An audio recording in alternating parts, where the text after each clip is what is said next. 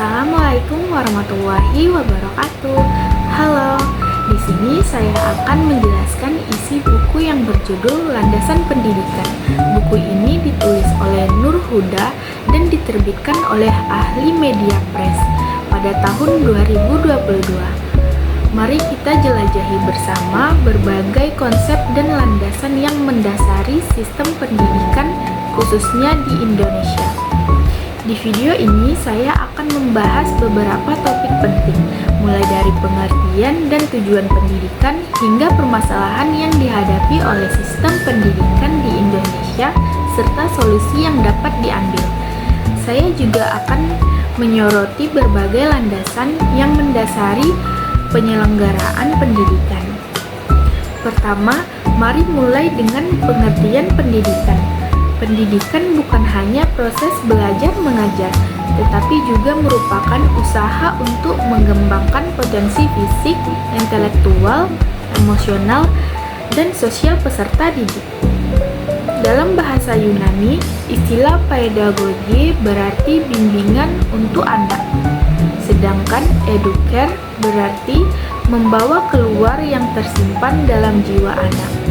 Dengan demikian, pendidikan adalah proses untuk mengembangkan potensi terbaik dari setiap individu.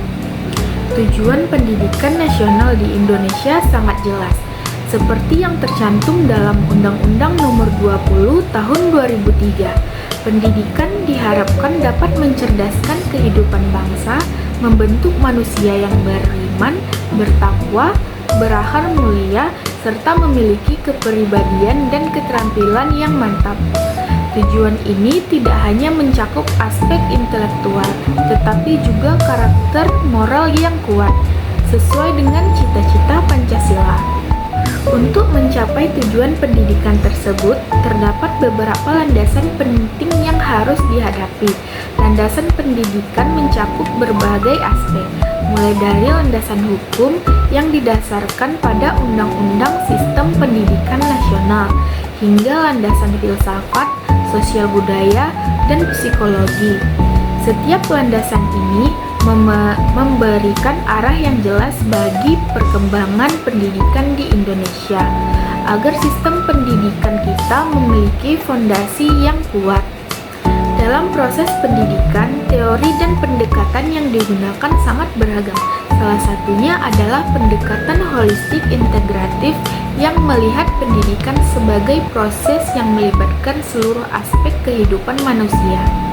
Selain itu, ada juga pendekatan reduksionisme yang lebih fokus pada aspek-aspek tertentu seperti psikologis, filosofis, dan pedagogis. Kedua pendekatan ini berperan dalam membantu kita memahami bagaimana pendidikan dapat diterapkan dengan lebih efektif. Namun, kita tidak bisa menutup mata terhadap berbagai permasalahan yang dihadapi oleh sistem pendidikan kita. Di Indonesia, beberapa masalah utama yang dihadapi adalah kurangnya kualitas pendidikan yang merata, keterbatasan infrastruktur, serta rendahnya kesejahteraan guru. Permasalahan ini sangat menghambat akses yang setara terhadap pendidikan berkualitas, khususnya di daerah-daerah terpencil. Untuk mengatasi masalah tersebut, beberapa solusi bisa kita terapkan. Salah satunya adalah dengan meningkatkan infrastruktur pendidikan di seluruh wilayah Indonesia.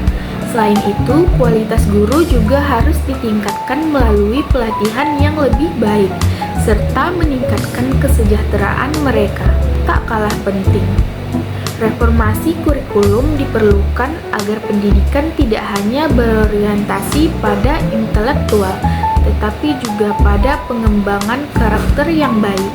Kita juga tidak bisa melupakan peran penting pendidikan dalam pembangunan nasional. Pendidikan membentuk individu yang siap berpartisipasi aktif dalam pembangunan, baik dari segi ekonomi, sosial, maupun budaya. Dengan pendidikan yang baik, kita dapat menciptakan masyarakat yang lebih inovatif, produktif, dan adaptif terhadap perubahan global. Kesimpulannya, pendidikan adalah kunci utama dalam membangun bangsa yang maju. Dengan landasan pendidikan yang kuat, solusi yang tepat, dan kebijakan yang berkelanjutan, kita bisa menciptakan generasi yang tidak hanya cerdas, tetapi juga berkarakter dan berkontribusi positif bagi masyarakat. Semoga video ini bermanfaat. Wassalamualaikum warahmatullahi wabarakatuh.